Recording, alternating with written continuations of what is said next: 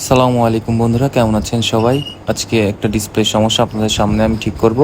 দেখতে পাচ্ছেন এটা একটা 32 ইঞ্চি এলইডি টিভি। ডিসপ্লেতে যে সমস্যাটা আপনাদের দেখালাম এটা হচ্ছে একটা এলজি ডিসপ্লে, 2 কপের এলজি ডিসপ্লে। আমরা এই ডিসপ্লের কপ দুইটা চেঞ্জ করব। সমস্যাটা ভালো করে দেখুন।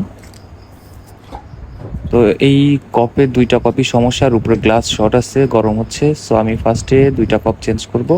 এর জন্য কপ দুইটা তুলে নিচ্ছি।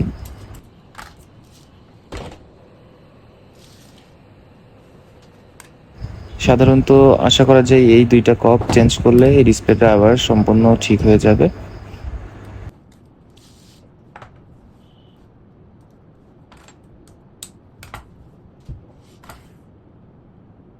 গ্লাসে কোনো প্রিন্ট মিস আছে কিনা আমি ভালো করে দেখে নিলাম।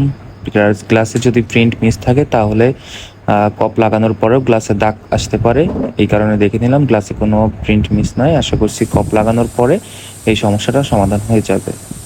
আমি ফার্স্টে গ্লাস সাইড বার্নিং করে নিচ্ছি।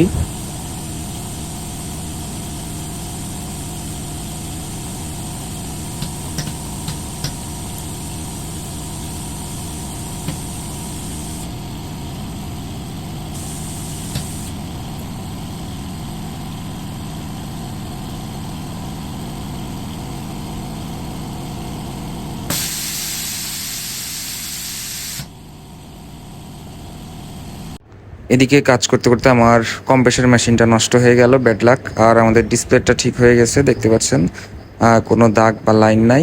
আজকের ভিডিও এই পর্যন্তই। পরবর্তী নতুন ভিডিও নিয়ে আসবো। আর আমাদের এই ভিডিও ভালো লাগলে অবশ্যই আমাদের পেজটি ফলো দিয়ে আমাদের পাশে থাকুন। ধন্যবাদ।